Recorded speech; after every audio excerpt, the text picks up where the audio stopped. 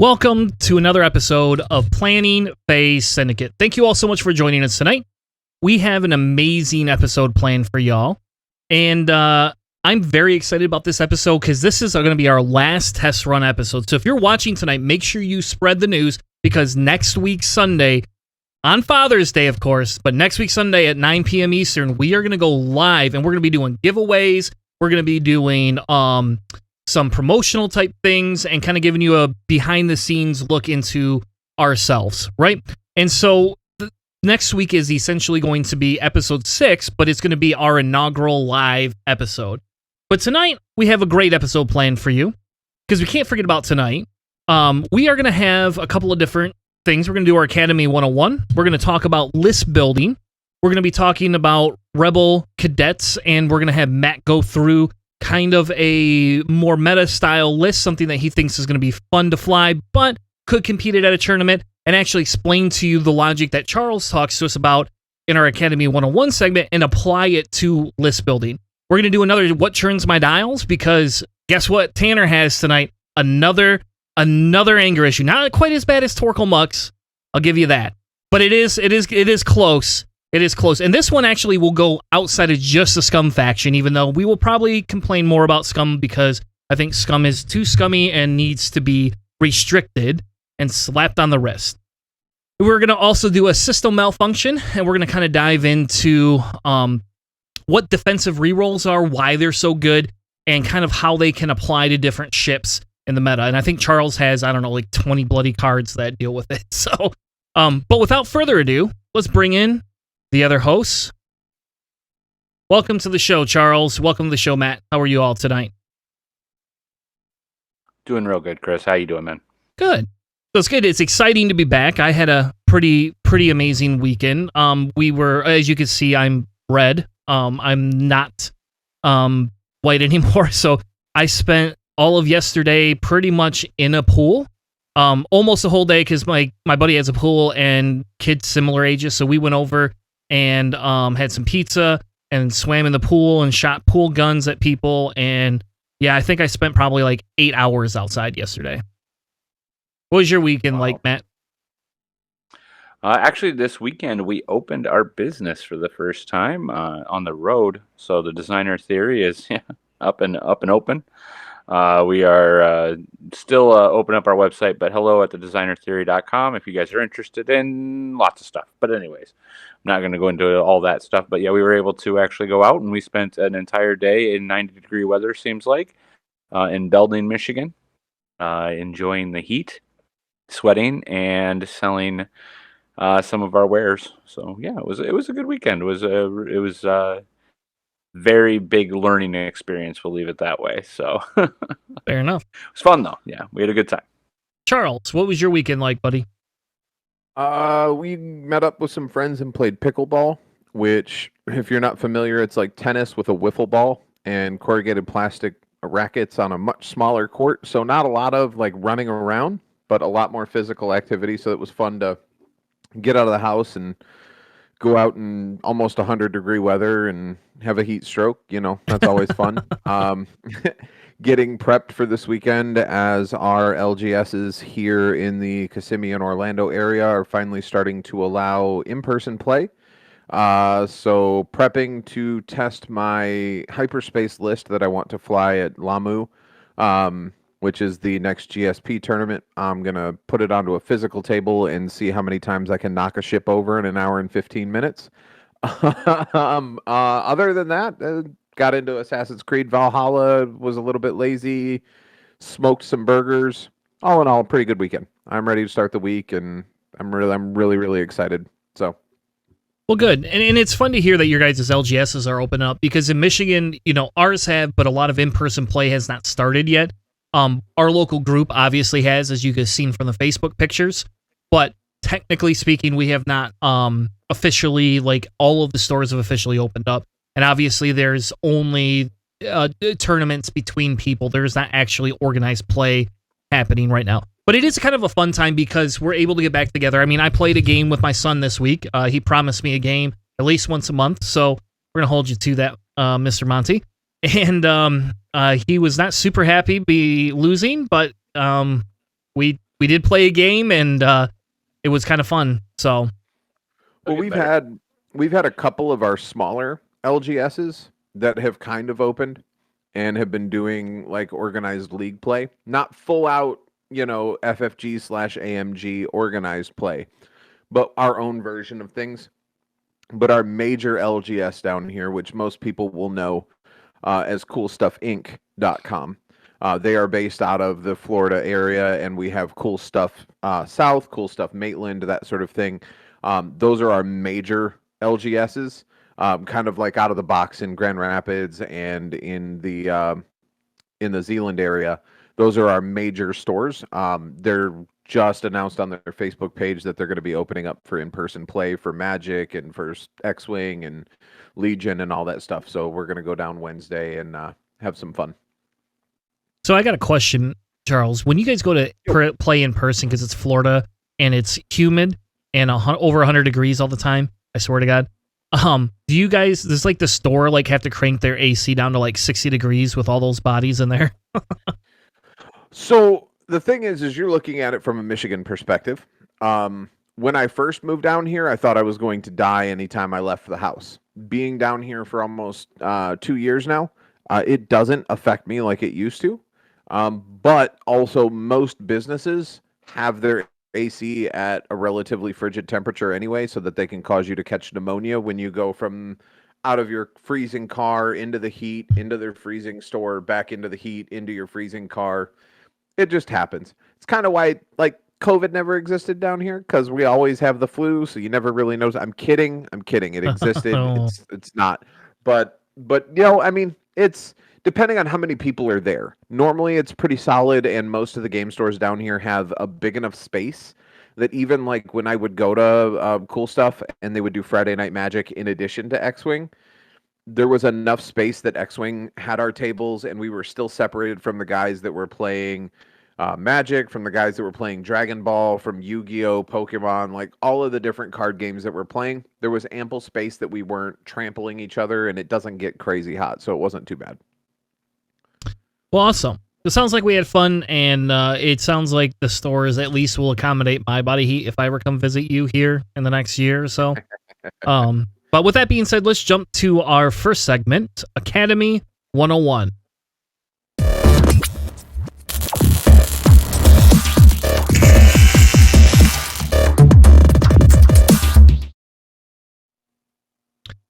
So tonight for Academy 101, I believe, Charles, you're going to lead us in some list building activities, correct there, sir? Absolutely. List building is a very complex subject. I am going to do everything that I can to fit the basics of list building into our short segment tonight. Obviously, if you guys are listening to this later on as a podcast, or if you're watching the video later on YouTube, or if you're live in our chat and you have questions that I'm not covering, please feel free to ask. I'm more than happy to answer those back for you. One of the first things that you look at when you look at list building is obviously what you physically own. Something that we have forgotten amidst being locked in our home during COVID and being able to play via TTS and other or tabletop sim and other online gaming factions, whether it be Vassal or Fly Casual, is we don't own 16 Nantexes. We don't own 125, droid fighters. We don't own 30 of any individual. Well, you might, Chris, but still. Speak for yourself. I know Chris Tanner does. Fair enough. But you have to look at what you physically own in order to fly, or what you're willing to purchase. And then look at your factions. So like if you're wanting to fly CIS, the majority of the CIS meta is going to be a swarm-based list. There are some 2 and 3 ship lists, but the majority of it is going to be droid swarms and bombers and things like that. If you're looking at a rebel list, obviously a lot of rebel lists are heavy on hit points. They're super tanky. They rely on the synergy of the pilots working together. Empire, kind of like CIS, runs a lot of swarmy lists, but they also have a lot of really ace pilots as well. So once you figure out what faction you want to fly, then the next is what type of list do you want to run? What is your play style personally? Are you more of an ace player where you're flying small base ships with high agility and trying to arc dodge and fly those high end ships with the named pilots? Are you wanting to be a swarm and just try to overwhelm your opponent with a lot of death by 1,000 paper cuts? Utilizing your numbers to just overtake your opponent. Are you wanting to fly midships, so getting a couple of big bases or a couple of medium bases and some small bases as support? Last week in Bespin, we saw a kind of a middle ground list actually take the whole thing using Scum Han with 2 tugs and I want to say Fenrao was the final list there. Yep. And that's something that doesn't appear in the meta very often, but that brings you to the third piece of this, and that is, what do you want to fly? That's the next piece, is looking at pilots, looking at ships. You have the meta, right? You have the lists, the popular lists that everybody flies.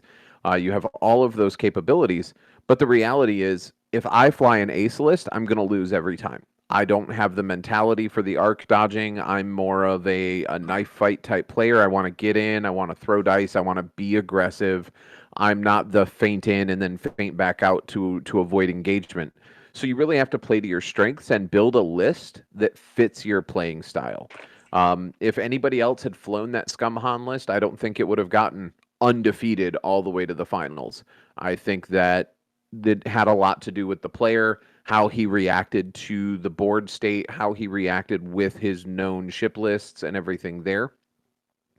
And again, you're looking at, are you going to fly meta? Are you going to stick with what works and what people have proven worked in tournaments? Are you going to fly the Nantex Swarm, the Droid Swarm, the TIE Swarm? Are you going to fly aces with Soontir Vader and the Inquisitor, or Soontir Vader and another X1? Are you going to run synergy and run, the Rebel Hera A-Wing, passing focus tokens to other ships and using that synergy that they have there? Ultimately, when it comes to list building, most of my lists, I try to stay as far away from the meta as possible, or use a meta list as a blueprint and then try and piece in things that I think sound fun. It's like I'm not going to go. They do have a word for that though. So if you use that other list, is called, well, they call it in card building net decking. Okay. So in X-Wing, it would probably be net listing, I guess. It's the same concept, though. Sure. Like for me, one of the major lists that I have flown with reasonable success that I stole from somebody else was not my idea, but it was running Jango Fett with either Brewer Kret or Churtek in the Nantex, depending on whether it's hyperspace or extended, and then General Grievous. Not going into too many details because I don't want to tip my hand before the tournament, but I am looking at building a Scum variant of that for hyperspace and seeing how it works in comparison to how the CIS list works. So a lot of time when you're looking at it, you're either going to build a meta list, you're going to build your own original list, maybe using meta as inspiration, or you're going to throw caution to the wind and you're going to build a list that looks like fun. One thing that I've always said to people that are playing in a tournament, play something that you enjoy playing. Most tournaments are going to be 6 rounds for day 1. If it's a single day tournament, you're looking 6 rounds for cut and then easily another 4 or 5 rounds in the cut. So when you do the math on that at an hour and 15 per round plus a meal break, you're going to be playing X-Wing for 8 to 12 hours. Yeah. If it's 2-day tournament, you're doing 8 hours the first day and another 4 to 6 on the second day. Play something that's fun. Play something that you enjoy. Play something that is going to bring you enjoyment out of playing it. Because if you're just flying to win and you're flying something that isn't fun for you, it's going to be a really long, really boring day. So bring something that makes you smile. Bring something that might change the meta. Don't be afraid to try new things. Just because nobody's done it before doesn't mean it doesn't work. Maybe you discover a combo, for instance, in our tournament last week, the game where John played against Chris. He flew Dalen Oberos in the Star Viper with advanced sensors, and being able to advance sensor a focus onto him and then do his maneuver and stress to rotate 90 degrees so he's always pointing at ships. That's a really strong ability that doesn't appear in the meta because the Star Viper is not really a meta ship right now. They're really expensive. The most you can fit is 4. And really, there's only 3 named pilots. There's Guri, who's an I-5, Dalen Oberos, who's an I-4, and Prince Shizor, who is an I-4. And of the 3 of those, if I'm spending the points, I'm going to go Guri all day, every day. But maybe Dalen paired with a couple of other ships might unlock something that nobody planned for, and it gives you that element of surprise. So when building lists, look at what you physically own and what you can put on the table. I have 6 Star Vipers. I'll never be able to field 6 Star Vipers because they don't fit into a list. But those are the ships that I like. I love the Star Viper. Are you sure? I'm going to look that up. 4 generics is the max you can fit. 4 generics, point-wise, is the max you can fit into a scum list, I believe. Man, we got to reduce the points of those Star Vipers for you. I agree wholeheartedly. 100%, Chris. I am backing that campaign promise. The I-2 Black Sun Enforcer is 45 points. The I-3 Black Sun Assassin is 48 points.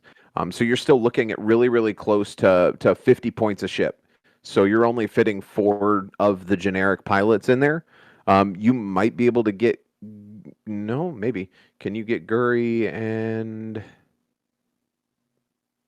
Give me just a second here. Guri and how many I-3s? Can you do that? Yeah, you can get Guri and 3 of the I-2s for 199. No upgrades, just static forces. You can drop from Guri to Dalen and run Dalen at I-4 with 3 of the I-3s and be at 198. It's 192 for 4 of the I-3s. And it's 180 and some change for 4 of the I-2s. So you can fit a couple upgrades in there, but you're not getting more than 4 of them on a list, unfortunately. I would love a Star Viper swarm. I would love nothing more than to see 6 Star Vipers barrel roll using the bendy barrel roll and kind of Tokyo drifting their way into position. That would be amazing. But I fly a lot of Jank lists, and Jank is just... when you piece stuff together and hope to pray it works, and then it winds up working, and people are like, "Wow, that's crazy." So quick question for you though. I'm gonna degrade this a little bit because that's my suggestion. So if we said you want to run 6 of them because that's what you own, right? I would love to run 6. So what would do they all have to have advanced sensors, or are you just saying, hey, let me run 6 of them naked? So if I could build them the way I want them, I would put Guri. I would have the I-3s. No. That's not a swarm. Now see what you're doing now, Charles. No. So we're just saying, hey, you want to run 6 of these because that's what you have. Okay. Well, then if I'm doing 6 generics, I would run 6 of the I-2s, and I would leave them just at that. Okay. They don't have to have upgrades. It'd be nice if I could fit like an advanced sensors or an FCS on them, but I don't have to have it. So I'm going to say, because I'll take a challenge with this, right? Let's put a little challenge out there. That's 270 points naked. Naked is 270. As long as I get to spend the same point cost in any other faction, I'll run any other faction against yours. Swarm versus Swarm. Done. I mean, all right. We got a game. Are we keeping 6 ships, or do you have the 270 to spend on? I got 270 to spend because we know that's what you're going to do. Yeah, I'm not going to run 6 ships. You know how many? You want to know how many CIS droids I can get in there? No more than 8. To answer your question, I could probably run. The other rule that Charles hasn't discussed: no more than 8. Oh yeah, you can't. Yeah, well, I mean, if we're already going over the 200 point limit, then no more than 8 kind of goes out the window. Well, I don't want to watch him set 12 dials, so no more than 8. Oh, come on! How am I gonna? There's no way. Then there's no way. No way. Those things would take almost anything off the board, even at an I-2, with 6 of them. That's how good those are. You can't field you'd feel 8 tubs with proton bombs and like everything because you can fit so many. I was gonna say, even if you did the drones, we are the far Trade beyond Federation list building drones, you here, can guys. get We need 13 to for bring it 260. back. Yep, you're All right. right. You're right. Snap it back. So again, with bringing it back to list building, it a lot of it comes down to flavor. A lot of it comes down to personal taste and what you want to do. I am more of a personal flair kind of guy. I don't like to fly the meta if I can get away from it. But I'm also not above doing a random match with somebody that I find in Discord and seeing a list that looks really, really awesome and just playing it because it looks like fun. I'll be honest with you guys, at average, I'm a 3-3 player. I'm not top cut. I'm not the 4-2-5-1 player. But I'm also not bottom. I'm not going 0-6 in a tournament. I'm not going 1-5. Sometimes 2-4, but on average 3-3. So I'm a middle of the pack player. And I think that's just because I like playing what I want to play rather than what the meta says to bring. So overall, I mean, if you're building lists, build for you. And let us know how it works out. Oh, just real quick then. So what I'm kind of hearing is like build with what you have, build to your strengths, build what you want to play. Mostly, obviously, you can look for meta and look for things that you might also want to learn to play. But from what I'm seeing and from what I'm hearing you say is the basics of list building for you are play what you like, play what you have, and play to your strengths. Yep. I mean, if you want to boil it down to two options with list building, you build to win or you build for fun. Sometimes you get lucky and they overlap in that Venn diagram and you have that sliver in the middle where what you play or, winning and fun overlap each other, like with the Scum Han list or earlier pre-show, in the green room. We were talking about that Amelin Holdo list. That is one of those really odd Venn diagrams where the Jank list that is just crazy fun to fly is so left field that nobody is prepped for it, and it just runs the table. But you either are building for fun or you're building to win. And that's really what it boils down to. And did we discuss the like major overarching rules? I'm so sorry. It was like there's a few people. Oh no! So with the list building, thank you, Matt. I appreciate that. Currently, tournament list building, you have hyperspace or extended. Extended is everything that has been released since the beginning of 2.0, plus all your 1.0 ships that haven't been released yet, that were converted with the conversion kits that we all bought.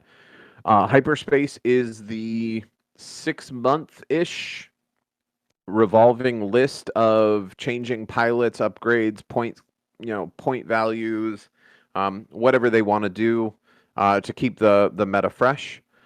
Generally, your list is 200 points is the limit.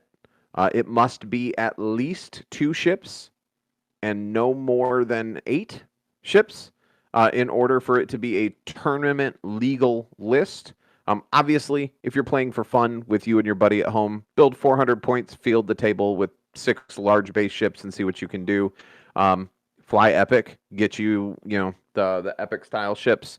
But for actual tournament play or at your LGS for like a league night or something, generally it's going to be between 2 and 8 ships, 200 points or less. If you're building to go first, you want to undershoot that 200 points because, as we discussed in one of our previous Academy 101 segments, any point that you're below 200 is a point towards your bid to choose whether you're first or second player.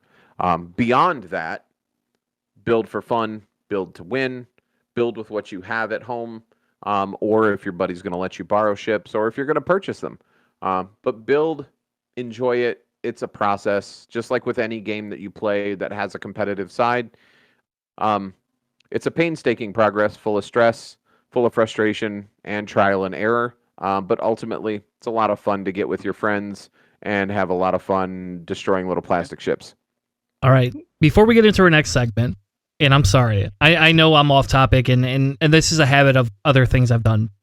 I can fit 7 Bactoid HMP ships with repulsor lifts for $259, or I could fit 6 of them kitted. Just so you know, bring it. I'm bring under it. 8. Bring your side moving droids. I'll bring my side moving Star Vipers, and we'll see where this goes. All right. I am in for this. All right. All right, and then you can also do that. So just to bust all those rules, do whatever you want because it's a game and have fun. There you But go. if you're playing in a tournament, 2 to 8, 200 points, and yeah.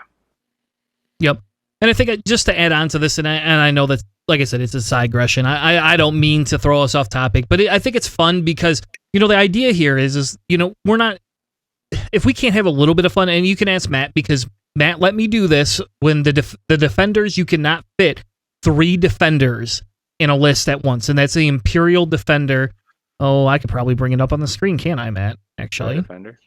Yeah, I can do that. Hold on, give me a... In 1.0, you could fit three defenders in a list, and it was broke as all get out, which is why in 2.0 they've pointed them to the point where you can't fit 3 of them on a list. So what's the name of the defender, Matt? Actually, that bad. TIE Defender. Is it a the TIE Delta? Defender. Yeah. What's the name of the pilot though? Let me find out. Here it is. So it's a Delta. Delta Squadron pilot. Yeah. So they come in at a high enough point value. You cannot put 3 of them in the list. You're 1 point off. That's it. And Matt actually let me do this. He let me play 3 of these basically naked against, I don't know what list. I don't even remember what list we played, but it was, again, just a standard list. Yeah, just whatever Matt was playing. I think he was playing FO or First Order, at the time. Sure. So, but it was a fun, this was a fun jaunt into things, right? We had fun doing it. We broke the rules a little bit, but it's just us. It's just us playing that game in our house. And the point of the show, right, is to give you tips and hints if you want to play legally. But I mean, for Christ's sake, if you want, like Charles said, you want to build 300-point list, great, go ahead and do it. But it's just, you ain't gonna go to an LGS and have anybody play with you typically. I will tell you guys this. I've played in multiple tournaments at LGS. In Grand Rapids, there used to be a place called Big Kids Games over on, I think it was over on Leonard. And they had a tournament where they called it the Clone Wars rules. So there was no such thing as unique. You could fly as many of a unique pilot as you wanted to fit into, this was pre 2.0. So it was a 100-point list at that point. I flew 2 jump masters with Dengar pilot that also had Dengar crew. And it was broken. It was broken. Someone brought 2 decimators, and each decimator had Emperor Palpatine. They had Palpatine on them, so you could have 2 Palps. It was crazy, but that's the fun. That's the fun, is you're able to go outside of the conventional rules of the game. Chris, you were looking at a tournament where they wanted you to build with all female. Yep. To fly an entire list of female. I've flown during COVID in a tournament where it was you could only have 1 of any chassis, and they had to be generic pilots. So there's so many different tournament style rules that you can build into, as long as you're adhering to the rule of the tournament you're playing in. Build to your heart's content. And that's really what it boils down to for me as a player, is enjoying it. Because if you play this game and you don't enjoy it, I think you're missing the point. All right, Matt, you were going to say something? Agreeing, talking. All right. Well, fair enough. Why don't we go ahead and let's move into our next segment.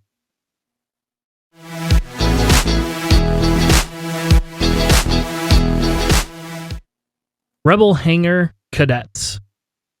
So in this segment, we're going to help players build lists using different mechanics and pieces that will give you kind of a decent flying list that you'll be able to play with on a table at a local tournament, or just kind of for fun if you want to, kick the crap out of your friends. Again, for example, 3 defenders. There you go. Or Charles and his Torkel Mux garbage. Anyway, so Matt's going to go ahead and take us through building a list tonight. And actually, give me a second, and I actually should bring up that screen instead of saying I'm going to do that. And another thing, too, that building Rebel, we right? haven't been... Yep, Rebel tonight. Yeah, I'm going to do a Rebel list. I have my sights set on it. Also, we use it a lot, so I'm going to do a quick shout-out. Yasby 2.0. You haven't used it, it's very, very good for building squads. As we've talked about building squads all day, that's where I build all of mine. I know that Chris uses that all the time, probably Charles as well. It's pretty much our tool of choice. So thank you to Rathos out there. But yes, YASB 2.0, definitely worth a look. Let me know whenever you're ready, Chris, and we'll discuss it. But I've been thinking about a synergy list, like a rebel synergy list. And I know Charles talked about it a little bit. So synergy basically is how one piece functions off of another piece, how they all work together really well, and how they can use that to actually function and make themselves a effective squad, right? So that's one thing that we've been working on a lot of is the synergies and trying to actually make a list that will function quite well in a group and as a whole. Rebels usually excel at what I like to at what you would call a synergy grouping. So they're basically pieces that do work with one another really well. Let me see if I can give an example. So one of the examples is like a Jake Farrell, which I will be putting in a list. I guarantee it. We're going to start with that tonight. But Jake, for instance, gives a focus away, right? So it's that ability to help one another. I'm going to do this to give you a hand. Torkel Muck. So we talk about how much we hate him. He can be a linchpin or the synergy of a list, right? By taking everything down to like an enemy down to level 0, initiative 0, your initiative 1s are officially higher than him, and then can take out that person. So there's your synergy right there. Okay. So Chris, we're set to go. Looks like. Mm-hmm. All right. So, like I said, I'm going to build a rebel list, and like I said, I am going to put Jake Farrell in there because Jake Farrell in an A-wing is probably one of the strongest pieces in a rebel list. And when you are looking for a synergy list and a friend helping friend list, Jake Farrell in the A-wing is for me, a pretty much insta add. So we'll start with Jake, and then right now, with the newest meta, something that also is quite strong is Hera Syndulla in the A-wing, Rebel A-wing. So a lot of people will say broken. I'm all fine with that. You can fly a broken piece on the table. Ain't nothing wrong with flying a broken piece, as long as you're the one flying it, not your opponent. Just joking. All right. So can you read Hera's card? Sure. So Hera has had an errata. So while another friendly ship at range 1 to 2 defends or performs an attack, you may transfer one of your focus tokens, evade tokens, or locks to that ship. And I believe they errated it, and that's not it. So it's during the dice modification step, you may do that. It's not been changed on Rathos, which is surprising to me, but anyways, it is. Yep. So that is what it is. So during the what do you call it? The modified dice steps. So basically, when you're you know what it is. Modified dice is when you're changing your dice. So if you need a focus, Hera can give you a focus. Use the focus. You need to re-roll the dice. Hera has a lock. Hera can throw you the lock. You can re-roll all the dice. Yep. And you cannot use them for the requirements of like the weapon. Sorry, Chris, what was that? I was going to say, because like the reason why it got errated was because of this. Because proton rockets, and I'll scroll down to it in a second, or cluster missiles, I guess. Cluster missiles. Proton bombs. I'm sorry, proton torpedoes. Doesn't really matter. If something requires a like a lock or a focus, Hera cannot provide the required lock or focus for those weapons. Yep. So everybody, that's where the errata came in, and that's what's going on there. Yep. And if you look here on your card, it's going to have this verbiage on here. It's going to say attack and have it a symbol. The idea is that symbol is the requirement to use that munition. So like with bombs, you don't have that. But with missiles, torpedoes, rockets, whatever you have that shoots, almost always will have that. If it doesn't have it, then you don't have to use that. So that was the meta breaking thing is Hera could take a lock, Jake could pass Hera a focus, you could shoot with either a proton rocket, which requires having a focus, or cluster missiles, which requires having a target lock, and Hera just can give you whatever. So it eliminated you even having to plan. You didn't have to plan. You didn't have to do anything. You just you showed up, and go, hey, Hera, give it to me. And so that was a little farther beyond broken, I think, than they cared to have it legally. So there was a lovely community sadness on that one. But either way, she's still probably broken. So likely looking at those points raising in the future, but they're not currently raised. So enjoy using her while you can. Next, we are going to throw Ahsoka Tano out there in the Rebel A. A very solid piece. Definitely. So we're adding 2 pilots from the newest pack over there. I'm fine with that. She is a very solid pilot and very consistent with the 3 Force, because she has 3 Force, which is amazing on Ahsoka Tano. And then the last piece I think I want to add is I want to add an X-Wing for a little extra punch. So I'm going to add Garvin Drees in the X-Wing. So real quick, going to read Jake Farrell. So because I didn't read him either. After you perform a barrel roll or a boost action, you may give a friendly ship at range 0 to 1 a focus action. Action being the key word there. And as you recall, A-wing can also use vectored thrusters, which is after you perform an attack an action, you may perform a red boost action. So in essence, Jake can barrel roll, give himself a focus, boost, and give somebody within range 0 to 1 of him a focus action as well, which I'll discuss the difference between token and action in a minute here, but we'll real quick do that one. We read Hera. Ahsoka is after you fully execute a maneuver, you may choose a friendly ship at range 1 to 2. You can spend 2 of her 3 Force. That allows that ship to perform an action even while stressed. So basically, it is what we call a soft, not calculate, but soft, coordinate. Anyways, so, and it is 1 to 2, so it's a standard coordinate range. The only difference is you can't do it at 0, but if you are at 0, you likely didn't, fully execute.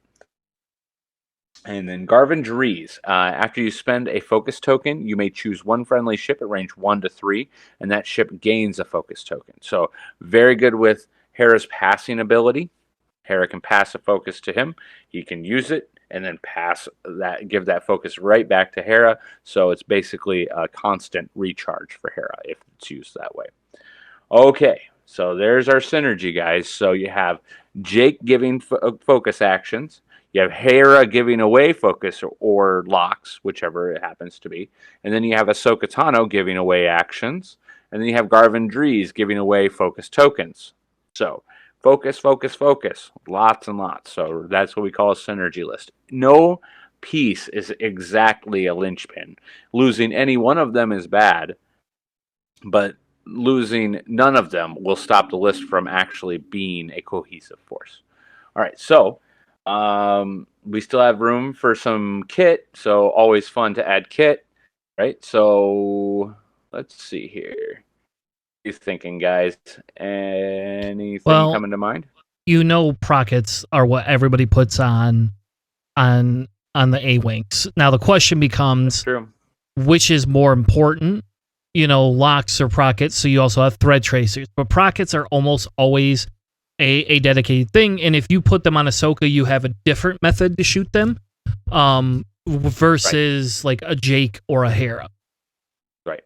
So with Ahsoka, so I will go ahead and put a proton rockets on all of them. You're right. It's a solid weapon, and it's there for a good reason. Focuses, we got focuses galore, but Ahsoka, if she can take an evade, she has 3 Force to back up that evade token. So what you can add to Ahsoka, and it's only a 1-point upgrade, is the Force upgrade Instinctive Aim. It's not something you've seen often, but it is a really quick, really easy, really nice setup that you can put on there. It allows her to use the Force, 1 Force, to ignore any focus or lock requirement of a munition, which is awesome. Yeah. And you do not see that almost ever. Like, it's not a very played thing.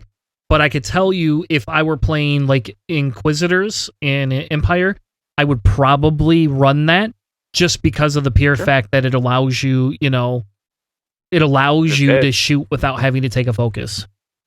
For sure. That's the really good way of doing it, too. And you can definitely run those prockets on there with the instinctive aim. You don't even have to have a focus. You can basically run an evade on that and still have all you need.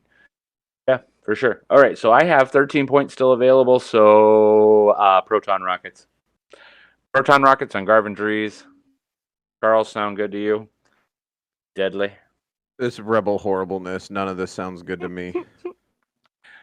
Yeah, but I mean, you've been across the table of it plenty of times, right? I mean, an X-wing with proton rockets is a pretty damaging piece. I think an X-wing without proton rockets is pretty damaging. I think the reason that proton rockets are so powerful on your A-wings is the double reposition capabilities. With the X-wing, you have to be able to maneuver your servo motors to work at the exact turn that you need to be able to. It requires a lot more planning to get them off with an X-wing than it does with an A-wing, just because of the maneuverability the A-wings have. If you want my honest opinion in that list, I don't know who I would pull out for it, but I'd probably put the HWK so that you can pass Hera's. Hera can take an evade instead of a focus token, and then as Garvin is passing it around, you can swap the evade into a focus token and add to the synergy. I forget the pilot. I think it's Kyle Katarn. I think is that could be. Hold on. Now you got me. You know what ship it's in? Yeah, it's That the HWK Hawk. You just say Hawk next time. Kyle, at the start of engagement, you may transfer one of your focus tokens to a friendly ship. So when you Jan Orr's, it's Jan Orr's. Oh, Jan Orr's crew wait. Kyle Katarn. No. It's Kyle Katarn. Yep, it's Kyle Katarn with Jan Orr crew. Okay, so that's a Jan Orr crew. This is a fat piece, though. Just so you know. Oh no, I'm not. And again, I said, something has to come out of the list that you're currently flying. But I mean, it's 30. Urso. Oh yeah, it's 33 points to fit that in. You could swap out Jake with proton rockets for this, and then use this in conjunction with Garvin and Hera to be a token generation passing machine. Yeah. So if you drop Jake and drop Jake, drop proton rockets. Oh yeah, you want Moldy Crow. That's interesting. On there, yeah, because you want Moldy Crow. Yeah, definitely. Yep. Because otherwise, yeah. I mean, and that's another way of going. And that's also solid, guys. Because you basically are charging. There's a lot there, right? So that gives you. So basically, Kyle Katarn says at the start of engagement, you may transfer one of your focus tokens to a friendly ship in the firing arc. If you have Moldy Crow, you get a front firing arc, and then it has a mobile firing arc. So basically, in 180 degrees, at range 0 to 3 of that ship, you can transfer focus tokens. Well, you also have the Moldy Crow. So Moldy Crow lets you stockpile 2 focus tokens anyways. So it's presumably possible to move, take a focus, so 3 focus tokens, and then give one of those focus tokens away.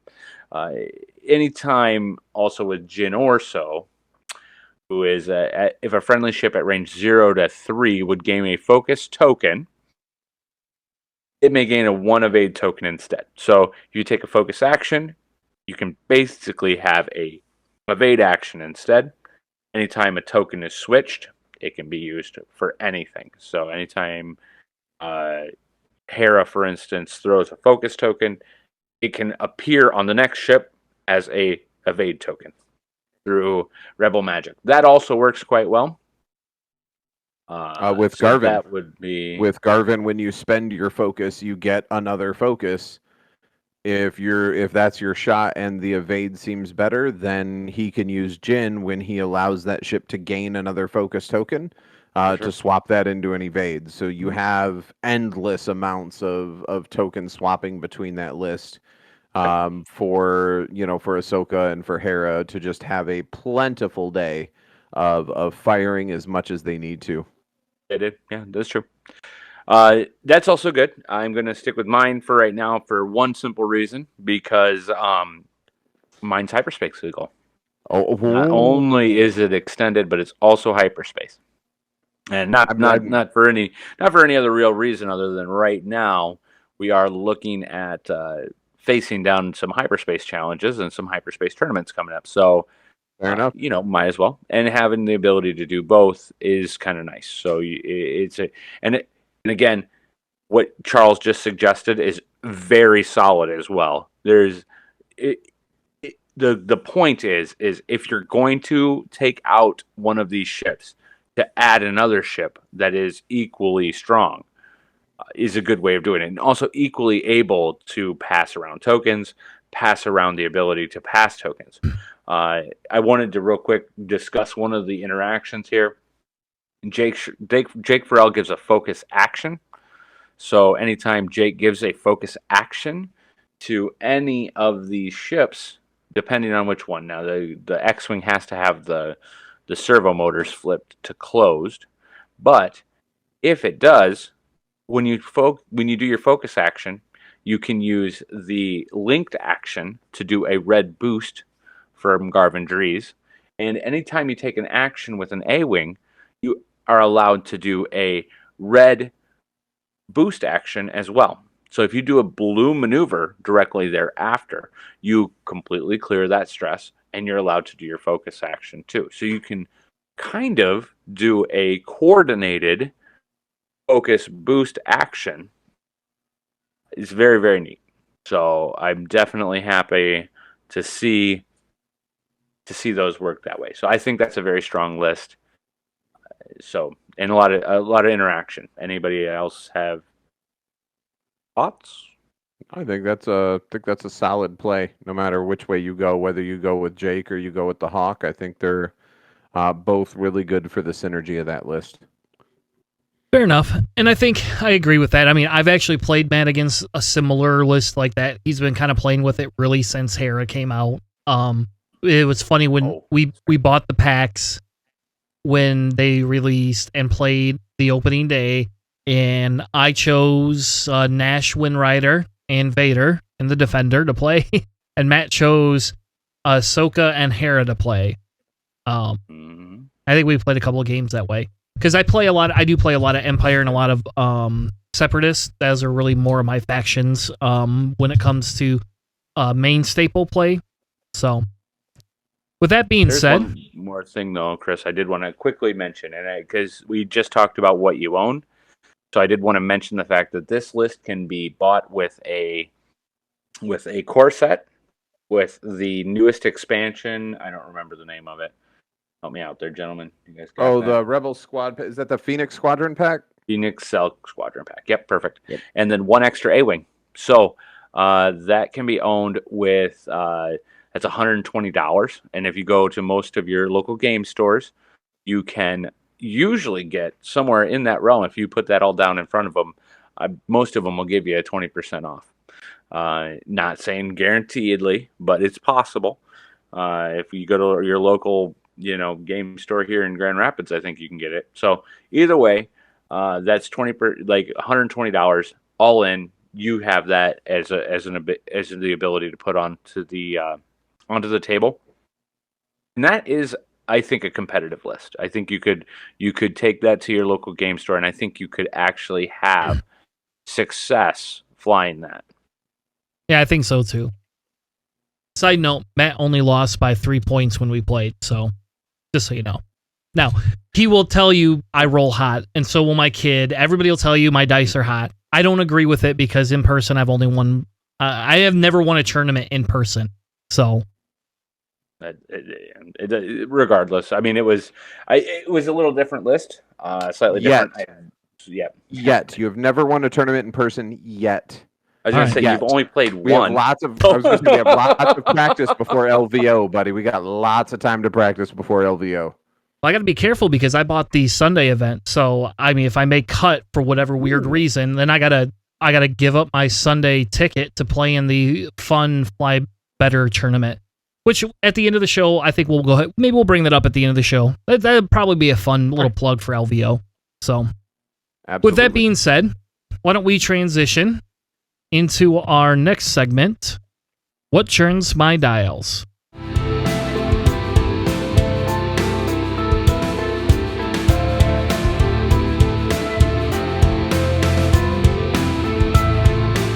So tonight I'm going to take the What Churns My Dial segment because I have another passion that I do not like.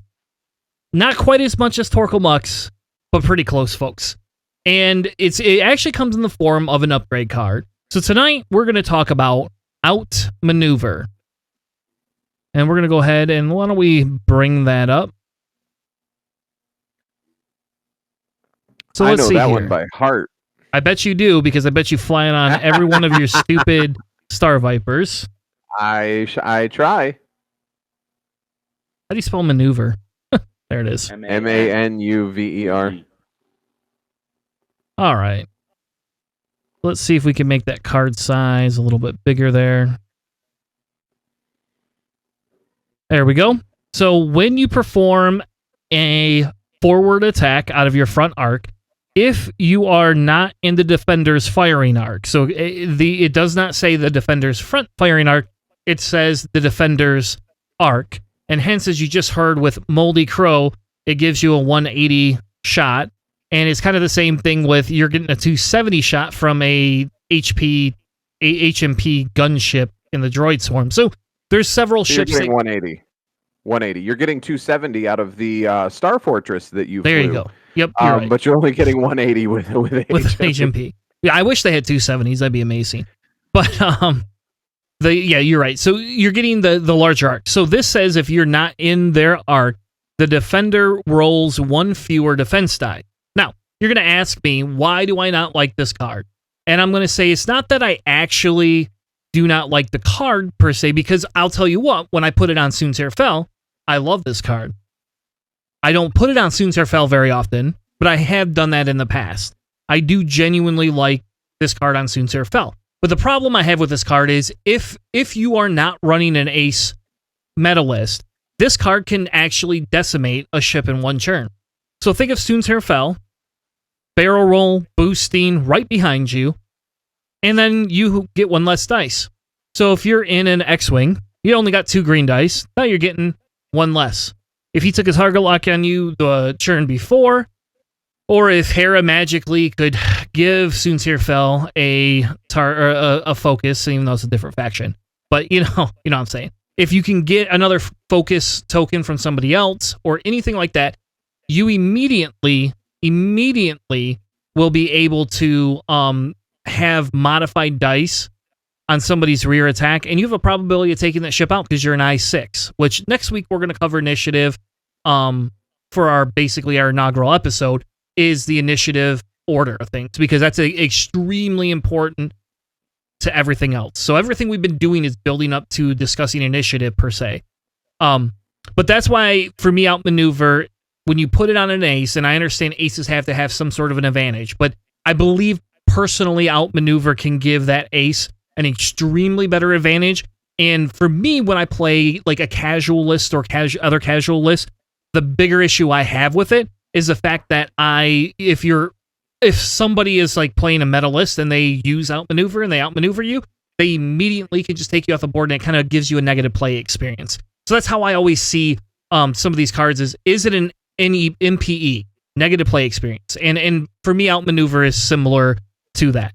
Now, to answer Johnny's question on Outmaneuver, do you like to put it on ships that already have a similar ability like Grievous or Wedge? The answer is almost probably going to be yes. I will tell you personally, for me on Wedge, I would not do that. But that's just me, just because I don't use Wedge in the same way. Somebody that's probably a better ace player could use it. On Grievous, I will tell you... Fat Wedge is fun. Fat Wedge is fun. General... We'll bring General Grievous up on the screen. There's General Grievous.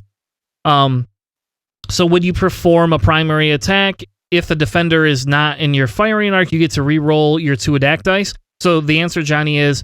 And I got to check. I don't think I've ever ran Grievous with Outmaneuver on him. So we're going to look at that. For me, when I run Grievous with Solus 1 and Impervium plating. That's my normal. So you should be able right. To I'm just saying points wise. I've never used Outmaneuver on him. Yeah. So the thing that's kind of not being talked about here is that it adds 7 points. So 7 points is pretty. I mean, there's a reason why it's 7 points. You really got to think about it. Now you're taking an ace, like Chris is saying, negative play experience, yes, but also too, you can flip the tables pretty easily by blocking that ace and nuking that ace right away. That's a very heavy pointed card. If you throw 7 points on with the ace itself, you're really looking at a pretty heavy list, heavy pilot. Yep, so General Grievous with Impervium Plating, Soulless 1, and Outmaneuver comes in at 60 points. So Outmaneuver is 6 points on General Grievous. So, Johnny, that's a good question. I'm going to have to go back and look at some of my Grievous builds. I do wonder if Outmaneuver would be a benefit, because in fairness, Grievous, if you play Grievous right, the goal is to have him shooting at a ship that's not in your arc almost all the time. And like that's almost always what you, because then you don't have to worry about your modifiers in the same way because of his soft, essentially his soft rerolls or his defensive rerolls or anything like that. So that's a really good idea. I never thought about that before, but it does put Grievous at a 60-point ship in Separatist, which that's a pretty heavy ship. You don't see that very often. Fat Wedge is 60 points as well. And I'm sorry, correction, yes. Outmaneuver is 6 points. My apologies. I will say that one of the better lists that I've seen Outmaneuver used, I can't fly it. I'll never be able to fly it. My brain doesn't work that way. Shout out to Phil GC, should he ever see this. But that 178-point Fat Gurry with Fearless or with Outmaneuver Fenral, just those two ships. It's advanced sensors, Outmaneuver Gurry with like Afterburners and the Virago title, and then Fenral with Outmaneuver. And basically, he flies a 2-ship ace list with a really deep bid, just so that Gurry can always get that bendy barrel roll out of somebody's arc to outmaneuver them and just wreck the day. I always end up losing a ship. It doesn't go well for me. I'm too aggressive of a player. But his patience and capabilities with that list is insane if you get the ability to check that out. I think you lost to my TIE Brutes with that, just so you know. When we played, I think so. You did. I agree. Again, I'm not good with it. It's a fun list, but I'm not a planner enough. I'm not a proactive player enough to be able to see where you're going to go to be not where you're going to be pointing. But it's still a fun list to fly. But Outmaneuver is probably one of my favorite upgrades other than Fearless. When Fearless is available, I'll take Fearless over Outmaneuver because then I don't have to dodge your arc. Then I want to be in your arc. But either way, I understand your hatred for it, but it's still a good upgrade. It's better than Wedge. Oh. All right. It's not better than Grievous, though. There we go. Yeah. Yeah, I can understand it. So, yeah, negative play experience would be your biggest thing. So, negative play experience, though, he's talking about, and you really can. You gotta be careful, especially if you're bringing in a new person to playing. People who've played a bunch, you're probably likely not to have to worry about it. People are well aware of what Outmaneuver does, and they can be prepared for it. But if you are fielding against a new player, like for instance Chris fielding against his son, highly suggest he not use something like Outmaneuver or Torkoal Mux, because you're really going to make an upset group of people, which it's a lot. But it can be a very nice tool. Outmaneuver on Echo, for instance, is a very effective tool. Definitely helps out. So there's some real good uses for it. If you can find a spot for it and you have 6 points and you have an ace, I would say fill that slot. If you have a swarm and you have 6 points, don't even bother. All right. So why don't we go to the last segment our next segment, System Malfunction.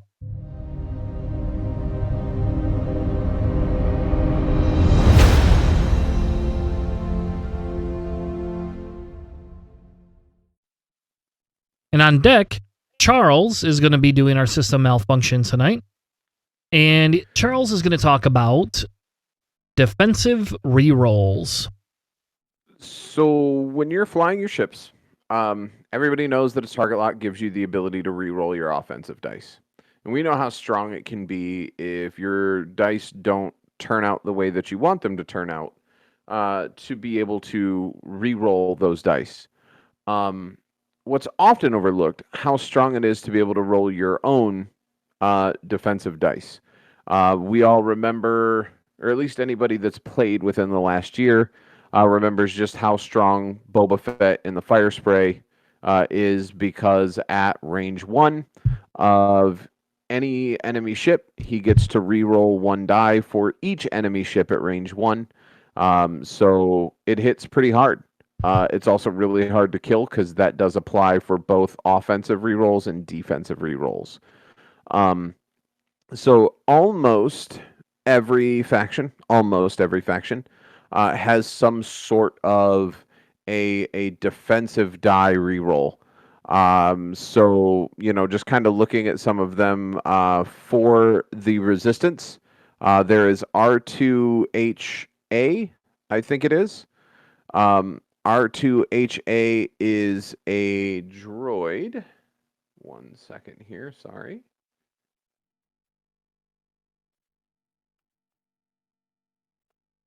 Can you make that a little bigger? Yep, sorry. Chris. Nope, you're good. Thank There you I go. appreciate That's as big as it gets. Nope, you're good. That's what she said. R2HA is while You're you gonna kill our PG rating. There's nothing bad there. What are you inferring? Anyway, while you defend, you may spend your lock on the attacker to reroll any number of your defense die. So R2HA gives you the ability to use your target lock on either your attack or your defense die in a resistant ship, which is extremely strong.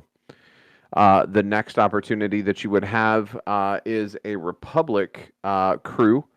And I'm sorry, R2HA is not hyperspace legal. This would only be allowed in an extended tournament. The next upgrade would be the C3PO crew for the Galactic Republic. So the C3PO crew, 2 seconds, I got to get the exact text. I want to make sure that I read these correctly for everybody. Is while you defend, if you are calculating, you may re-roll 1 defense die. After you perform a calculate action, you gain a calculate token. So he gives you the ability to double calculate, almost like a perceptive co-pilot does with its focuses. But giving you the ability, if you have a calculate on you, to always be able to re-roll a defense die. In the Republic, that's a pretty strong capability on any of the ships that allow you to have a crew. What's that? The LAT and the what else? I don't fly Republic. What else gives you crew abilities in the Republic? You have the Warthog. So yeah, you have your LAT. You're gonna have to fly crew. You got the Warthog and the ARC 170, I believe. Okay, because the ARC 170 has ARC 170 and if you run R2D2 on the B wing, you can put a crew on there as well. But you have to run R2D2 on the Y-wing. Yep, they really shine with one another. It's a really good interaction. Fair enough. Because then, yeah. Go ahead. I believe that. Sorry, well, we're off topic a little bit, but I'm pretty sure that in the Y-wing, R2 gives you a free evade if you're in his rear arc. Yep. If there's an enemy ship in your rear arc as R2, you gain a calculate token. So it basically charges C3PO up. Yep, fair enough. The next that's one that fancy. Yeah, that looks fun. I don't fly the Y-wing, the Republic Y-wings very much, but that, especially at an I2, would be pretty strong. And that is C3PO is hyperspace legal.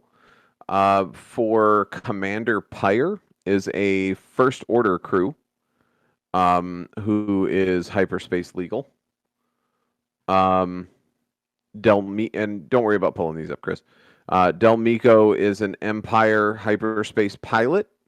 For a Nantex specific upgrade, you have gravitic deflection available in the hyperspace. The Falcon title, which I'll be honest, I've flown against Johnny a couple times and he had the Falcon title. I don't know very many people that fly the Falcon with taking an evade token. So if you had a way to get an evade token onto the Falcon without gimping its offensive output, um, like, passing Like with Hera Hera? or something like that. Yep. Passing with Hera, something like that would really make that Falcon title shine. Or Gavin Solus and Jyn Erso, Jan possibly, right? Ors? Garvin. Yeah. Hey, Jyn could you Erso. just put not Jan Ors, Jan Jyn Eris? Erso. There you go. Yep, that word.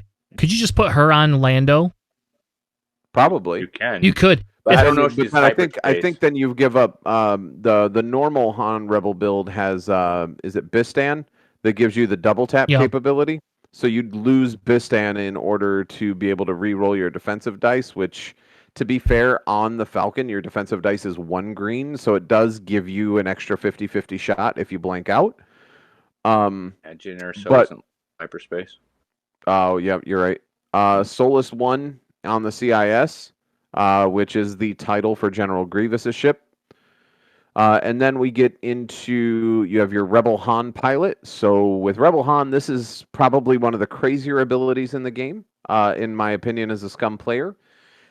Being that if you're at range 0 to 1 of an obstacle, that's a gas cloud, a asteroid, or a debris field, you can re-roll all of your dice. Now, the downside is it is all of your dice. But if your dice roll poorly, which mine routinely do, being able to re-roll all of them and not have them count. This is the key. They don't count as a re-roll for other game purposes. So if you blanked out, you could spend your Han re-roll all of your dice, and then again blow a target lock to re-roll the remaining dice that still didn't agree with you. And that's offense or defense. You can use that, and there's no charge, there's no token requirement. You just need to be near a rock, which with a Falcon is really easy to do. Yep. You have Sirisu in the M3A, which I love using in conjunction with a Fang fighter or with a fire spray, just to give it that defensive reroll. Obviously, the aforementioned Boba Fett gets them. Rose Tico in the Resistance allows you to do it, as well as the Scum Lando crew and the Scum Lando pilot for the is it the customized YT-1300? Modified. You're talking about, which one is it? Are you talking about the Scum?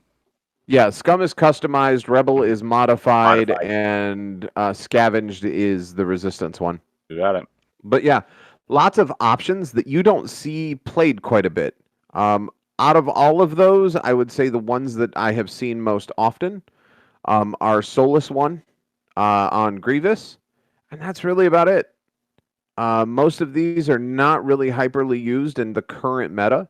Maybe Gravetic Deflection on a Nantex Swarm potentially, but I think that's Probably not. points. I think that's really points heavy for a Nantex Swarm.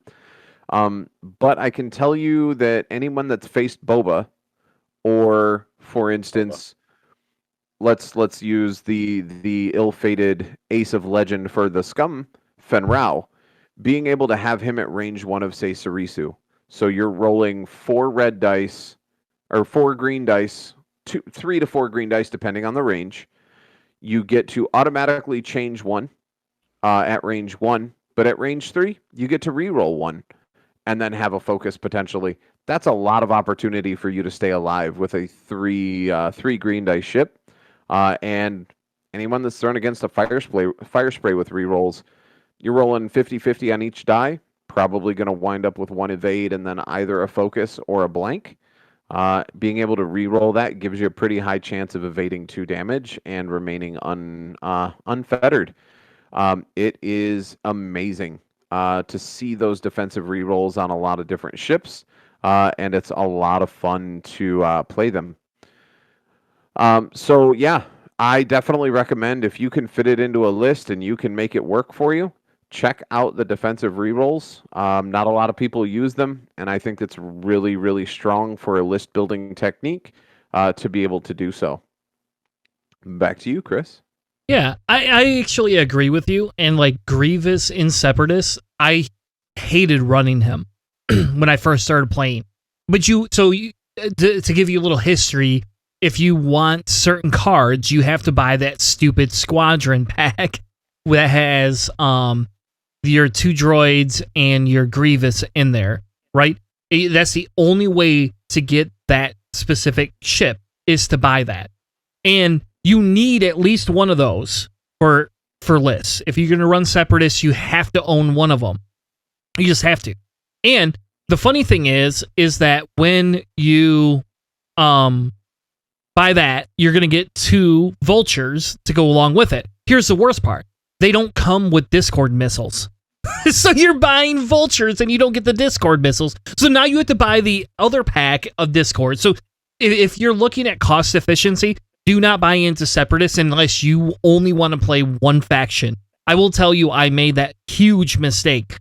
And it took me over a year to build my collection up to enough where if we want to sit down at a table, I can do it now. I can not field 4 or 5 HMPs because I stupidly only bought 2, but I can field 8 vultures. I can field 5 hyena bombers. I can field 4 tri-fighters.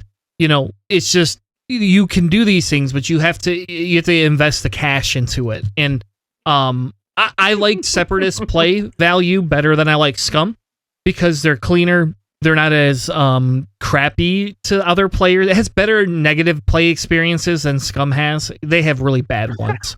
They have better negative play experiences. They have better, worse results. Yeah, right. Yeah, they're better bad. Wow. Anyway, can we get a T-shirt that says "better negative play experience" on it? Can that be our first our first Planning Phase Syndicate T-shirt? Is better negative play experience? And and for the watching audience, I'm going to give you the color commentation now. Is that he's basically saying that because he flies Separatists, so doesn't want to think that he gives anybody a negative play experience, obviously, no matter how overpowered or whatever it may happen to be.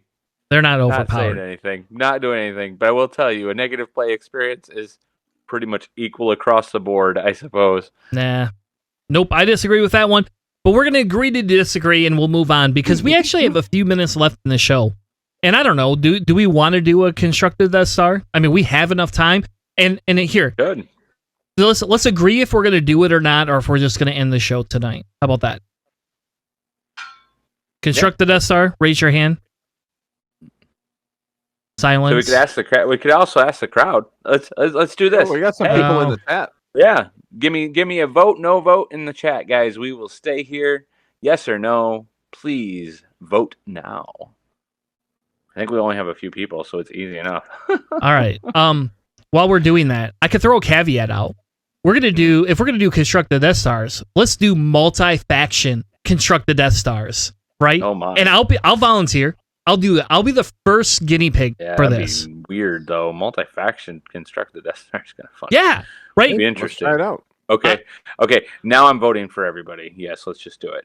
All right. I'm in. So, but here we go. While we're loading that up, guys, if you all have the opportunity, whether you're listening to this hopefully recently or in the near future, jump over and check out the Las Vegas Open. It is a miniature gaming convention that happens in Las Vegas. Probably going to be the first major premier level in-person tournament that we're going to see post-COVID. I think. I don't know that for sure. There could be a bigger one. Maybe AMG or FFG comes into play and swings in with a home run in between now and January. But definitely give them a check out. They're going to have a 2-day Friday and Saturday heat with Fly Better. The Fly Better podcast guys are going to be doing a Sunday gaming as well. So it's a 3-day event at a miniatures gaming convention. Make sure you guys take the opportunity to check that out. Hope to see a lot of big faces and friends and everybody showing up there. So make sure you give that a shot. And also, in the meantime, check out GSP. Check out the Galactic series that they're running right now. I think we got, 2 weeks before the next one? Yeah, we got 2 weeks before the next one. So a lot of time to get in there. Yeah, lots of time, guys. All right. Also, well, let's do hyperspace multi-faction. Let's trim down that list just a little bit. all right. So here we go. We're gonna do a constructing the Death Star.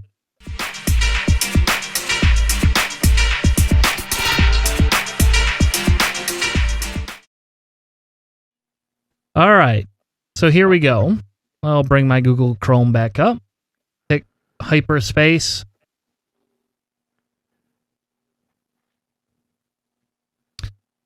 So I'm going to run this list. So there you go. So let's go ahead. You cannot name factions this time. I'm still going to get some vetoes, but you cannot name factions because it's a multi-faction list, right? So like you can't say, well, how about this? We're going to do this. You can veto one faction each that we will not play, and then every other faction's on the table. I think that's a good rule. Do we agree?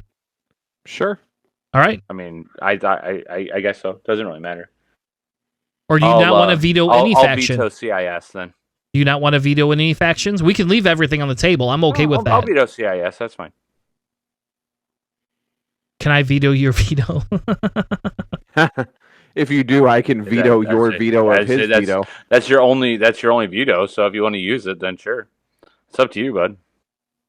If you really want CIS, that's fine. Then we still have to give you the ships. All right, Charles, what's yours? I'm not gonna waste my veto on a faction. All right. We still get vetoes in the other part of it. Okay, Charles has no qualm. Is that I didn't know that we only get one. So if we only get one, then I guess I'm not going to veto CIS. I mean, if I only ever get one, so I thought we got one for the faction and then one for inside the building. You know how we usually do it? We could do that. So then, yeah, if I'm gonna nix another faction, since CIS is out, let's keep it modern era, and we'll get rid of Republic as well. That's good. All right, so like just so you know, I cannot click hyperspace. So one of you, the two of you, are gonna have to actually do that because I cannot get ships to not come up. If I click hyperspace, it breaks it. That's weird. Okay, we're good. I'm fine with that. Multi-faction. Hyperspace. So okay. Can I throw out the first ship? Sure. Hey, wait. If you get two vetoes, why do I not get two vetoes? You do. Because you're the you get one. Here. You get one in the faction, and then you get one in the. Okay, well then I'm vetoing Charles's Republic. Okay. So you want Republic then? Yeah, that's fine. You can have resistance or take resistance off the table. I don't care. Or scum. You take scum off the table too, for all I care. Actually, I don't know that. Maybe I don't want you to do that. Maybe I kind of want scum. Because there's some scummy. I would want scum in a multi-faction list if it were me. So my first ship, and you can spend your veto on it if you want, on either the ship itself or the pilot. But I think the YV666 with Moralo Evol. Oh my god. So weird. Why? But okay. Well, are you just trying to? You're just trying to screw me. I'm just picking stuff, man. Screw you. Moralo is pretty fun, and he's actually he's not boss, but he's still another pilot of one of those like party buses, which are pretty powerful in the meta right now. So I don't know if I'd say it's that bad. And with Moralo Evol, if you were to flee the battlefield, you can spend one of his 2 charges. If you do, he's placed in the reserve instead, and at the start of the next planning phase, place yourself within range 1 of the edge of the play area that you fled from. So you could purposely fly him off the mat, the next turn put him back on, fly at the opposite corner, fly him off the map again, and bring him back on and be behind your opponent's entire list. All right. I'm going to put Zam Crew on him then. Yeah. Fine with me. Probably a good choice. I mean, that seems the more logical. Okay, so let me ask you guys a question, because I don't get it. Mm-hmm. Zam Crew is great on a ship that has multiple firing arcs. Front, back, left, right. The Hawk having the 100... Well, the Hawk having mobile arcs. I don't get it. on a ship that has a fixed forward arc. And just throwing this out there, if someone gets behind you, he is negated. There's nothing you can do other than acquire target locks because they don't turn around. Any ship that has that 180 forward firing arc, with the exception of maybe the HMP, which you can't run ZAM on anyway, doesn't have the ability to turn around. So all someone has to do is get behind Moralo, and it's completely negated. Just my 2 cents. Yeah. Well, I'm just going to fly him off the board, I guess. There's options. I mean, he has multiple options. So fair enough. Just run him off the board for straight. And do you find that your time on target is poor with Bosk when you play him, Charles? I know that you've played him multiple times. So with the YV666, you have what is affectionately referred to as the death spiral. Once somebody gets behind you, you start just pulling 3 hards or 2 hard turns every single turn so that you can try and get spun around to get an arc on somebody. You really need good support ships to keep people out of the back end of your ship. But for me personally, the only time I've ever really competitively flown a YV was 1.0 when you could table 3 of them with crew on all of them. And then as long as you got creative with how you were flying them and positioning them, they always covered the back arc of each other. And so I was able to keep decent time on target. But flying one of them, while it's a lot of fun, it don't take much effort to get behind them. Just saying. All right, let's move on to the next one. I don't know. I'll be frank and tell you, I actually own this ship. I bought this ship, but I've never put this ship on a table or fielded this ship ever. So I love this ship. I have 2 of them. I talked about it earlier, so I want to do with this one. Garvin Drees in the X-Wing for the Rebels. It's a good ship. Strong. I think that it's a pretty good piece. It allows you to pass a focus if you use a focus. Nothing game-breaking there, but I think that it would be a useful piece to have. And I don't have a problem with that. I actually like Garvin, so he's... I don't fly a lot of Rebel stuff, but if I have to, Garvin and Jake are kind of easily in there with ships that I can fly and understand how to fly them. All right, next. Your pick. You want to pick one? Or just I Charles do. pick? I would... Oh, yeah, it is your pick, Chris. I get to actually pick a ship. So I can't do CIS and I can't do I can't do CIS, but I can do Republic. Yep. I don't know. This is crazy. You know what? I have 84 points left. Man. Some of me thinks I should have vetoed Matt. Put an aggressor on there. Well, we can still veto you, Chris. So put an aggressor. I don't want to put an aggressor on there. I don't want to fly an all scum ship. The whole point of this is to fly like multiple ships from different factions. That would be good. TIE aggressor. No, you can pick that for yours. That's not what I would probably pick for mine. Well, TIE aggressors aren't available. It's hyperspace. Oh yeah, you're right. Never mind. Okay, so is Moral Evol even hyperspace legal? Yes, Moralo Evol is hyperspace. Is Garvin hyperspace legal? Yes, Garvin is also hyperspace legal. Mm-hmm. We checked. Don't worry. That means Vader's not hyperspace legal, but Kylo Ren is. That is correct. Kylo Ren is. Some of me thinks it would be fun to fly a silencer. Supernatural Kylo? I don't have enough points for that. I'm pretty sure I don't have enough points for that. Points. Supernatural Kylo's 100 points. Yeah. I don't know. You know what? We're not going with aces. We're going to go with swarms, right? That's what we're going with. Are you? Well, I can't run a cartel spacer either, can I? M3A? No. They're not hyperspace legal anymore. That's not true. M3As are hyperspace legal, just not generics. You can have a named M3A. Nah, but that's not a swarm, Sonny though. Bonder. Sunny Bounder is pretty good. Nah. It's a good ship. Sunny Is Bounder's a really Fenrau- good choice. Is Fenrau hyperspace legal? Yep. Yeah. You can fly a Fang. You just can't fly generics. Yep. The only generic pilot the Scum still has in are Z95s and Y-wings Mm-hmm. that you can swarm. They still have generic fire sprays and blah blah blah, but Mm-hmm. I can't run Vader.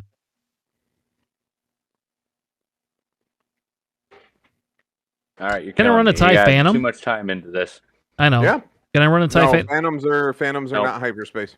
Okay. All right, you're done. You wasted way too much time. Oh. Run a heavy. Run a heavy. Yep, TIE RB heavy is what you're running. Why? That's not going to fit with this at all.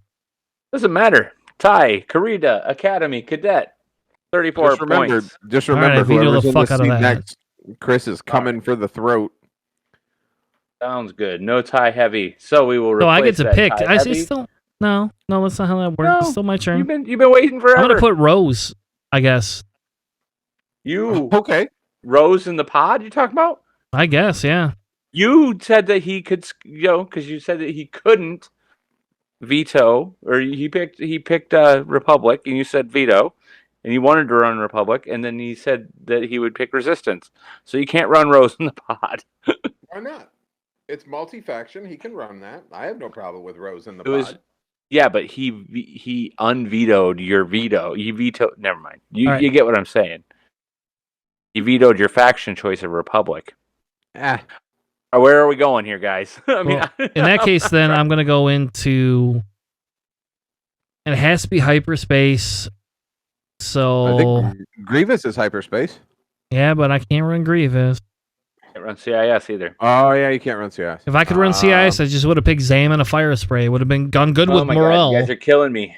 Delta 7, Jedi Knight is what your next ship is. Congratulations.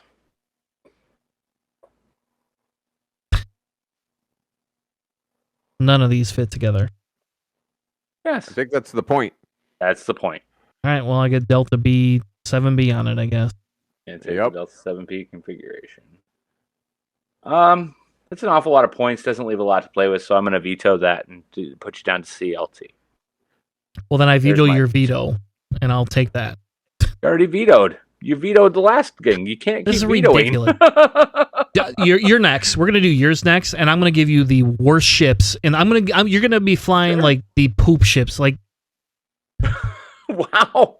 So here's what I'm gonna do. I'm gonna give you I'm gonna give you a 6-point upgrade and a ship all in one. So title up that YV666 and put on the Z95 Headhunter with the Star Initiative that will match Moralo Evol.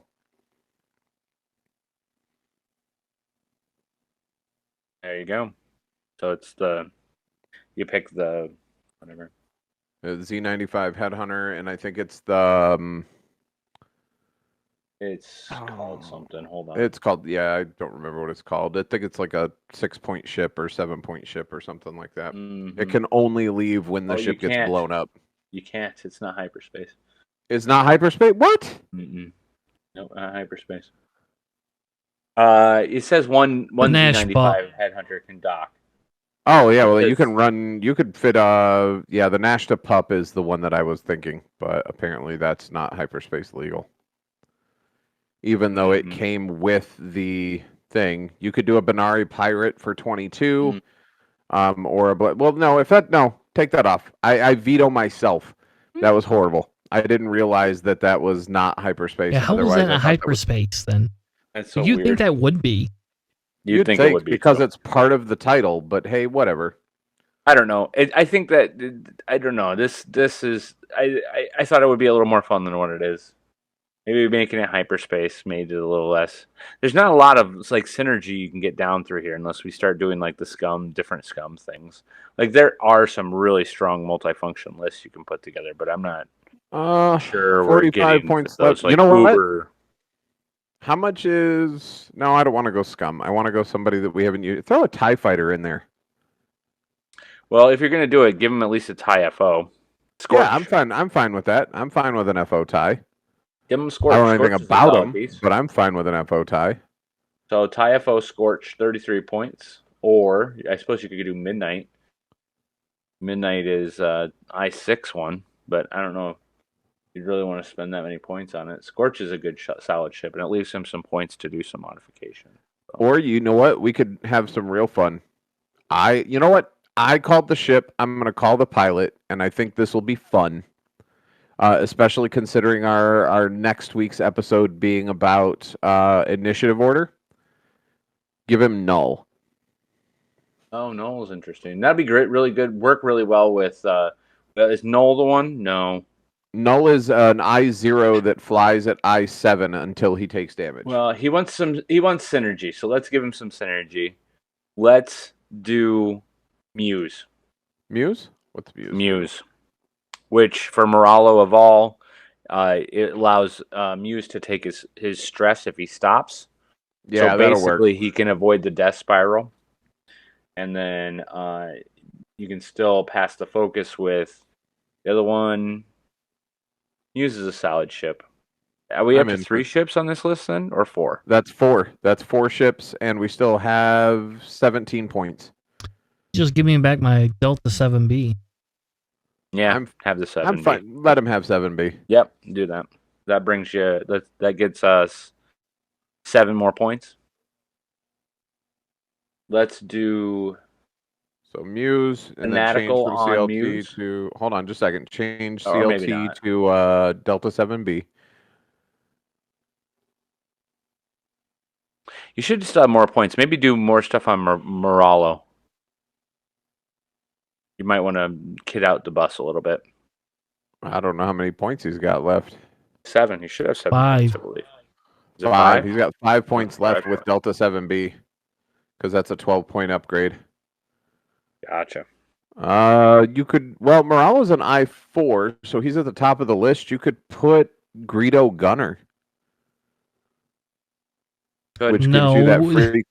Nope, because it's not an I6, which means everybody that if that's the case, then everybody that we do this next with cannot have anything over an I4, because and then let it be a roll off, because otherwise it's just going to screw me. The reason Greedo works is when he's on a 5 or a 6, he's almost always top. And it's good for Bosk because Bosk can shake it down. Oh, fair enough. So I wouldn't put Greedo on it. What about Kira? Kira would be interesting. For shooting and moving, you ignore rocks that you have target locks on. Which is kind of good because those things move and they're fat. Except for I have to target lock and then that screws Zam over.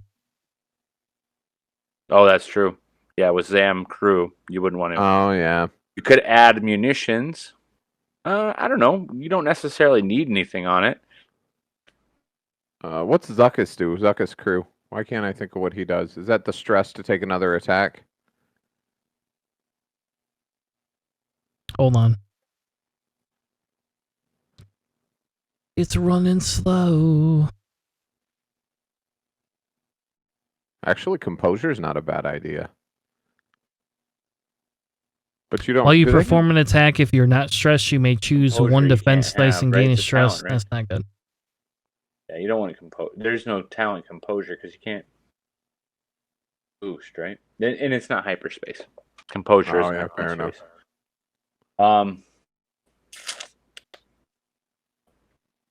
Maybe you don't want to do anything. Well, I suppose you could add crew. L337 maybe isn't so bad. Dude, is Boba Fett crew hyperspace? Yes. Get him off the board that much faster. Yeah, that's true. You could just basically have Boba Fett place him all the way on the far corner away from your opponent's squad, do a 4 straight off the board, and then 1 turn you're behind your entire opponent's squad. That's true. You could. That would actually be really cool. Because what you could do is you could line yourself up right off, like the right next to a rock, and just go 4 straight right off the board, and then the next round you come right in, right behind the squad, anywhere you want. Yeah, that would be kind of nasty and kind of awesome. Yeah, it sucks. I can't put fanatical on here either, though. Not enough points. Now there's not enough points, right? 'Cause you only Let's have one put you point at left. 199. You can do Cutthroat. Yeah, there you go. All right. Yep. If you put Cutthroat on Moralo, Yeah, you can. because then you could use Cutthroat to recharge regen Moralo. his charge. Yep, you can. Yep. Just keep So flying. you could him go off the edge board of the multiple times. Mm-hmm. I think You should have Cutthroat given me would be interesting on Talavera that, then too. Shit, we could have just done like, let's fly off the board with. We should have done that. Just fly off the board with 2 ships. Tell Travera. So I found out, though, I did find out, and I think I told you this, Chris, I don't know if I did or not, that flying Peltavera off the board does not trigger. No, I know. It has to be destroyed. So if you fly her off the board, she dies. Yeah, she flees I know. from combat. That's how I beat you that one time. That's the only way I would have beat you. Well, I think that the Moralo with Cutthroat's interesting, and Boba Fett's a good choice. I think that right there is pretty lethal, actually, because if you can get Muse down there to bump, it's honestly, you could just sit there, bump into yourself, and just stay at range 0 on the board, or 0 to 1 or whatever. It's horrible. I am very much looking forward to seeing how this comes out and how we can load this into TTS and then play it. Oh, Yeah, we'll see. I don't know if it'll load. We'll find out. You can load multi-faction, can't you? I don't know. We've never. I don't think we've ever played multi-faction. Well, you can always do it one ship at a time. I was going to say you could load individual ships. You may not be able to put the list in. That might mess with the shipbuilder, but you could load the individual ships in one at a time. If not, since Chris is calling me out, he can always come over. We can play in person. Oh, that'd be amazing. Own all these ships. Set up a cam and watch a real life tournament or a real life game. I might have to give that a shot. Just saying. All right. So to run down, I have Moral Evala with Cutthroat, Boba Crew, and Zam Crew. In the YV-66, I have Garvin in the T-65 X-Wing. I have a Delta 7B Jedi Knight. And I have Muse in a TIE Fighter FO. Fascinating. There you go. Well, I think it's about time to wrap up here. We did want to plug the LVO for this year and make sure. I know Charles kind of already did, but so at least a couple of us are planning on going this year. It's going to kind of depend on what happens. But if you did not know what it is the LVO is the Las Vegas Open. It happens in January every year. Excuse me. It happens in January every year. They bring a bunch of different tabletop games, miniature games to the convention. They always have done an X-Wing, and they used to do Star Wars Destiny way back in the day. Essentially, I have bought a ticket. I'm coming down Thursday, probably either Thursday morning or Thursday afternoon, depending on the flights I can get out of Michigan, whatever the cheapest is. And then we'll be staying through Monday morning. Me and at least John are going down, and we're trying to convince Charles and Matt to get their tickets at some point. But if you want to at least be part of the Planning Phase crew or syndicate, you're welcome to join us at LVO. It is not until January 28th through the 30th. It is put on by Fly Better Podcast. And they are an amazing group. I've talked to Ryan on more than one occasion for different things. So he has been very helpful throughout this pandemic. So if you want to go, they have and fell in love with D-Yoon because he is an amazing human being as well. And they have they're going to have a special event that they do there. It's going to have special rules, and I don't know. They haven't released everything yet, so next week or the week after, we will cover whatever their special event will be, as well as any other open engagements that are going to be happening. With that being said, thank you all for joining us. We'll be back next week with our Nagwal, with the narwhals floating around the stream, episode of Planning Phase Syndicate, episode 6. We'll be back. Have a good night, everyone. Night.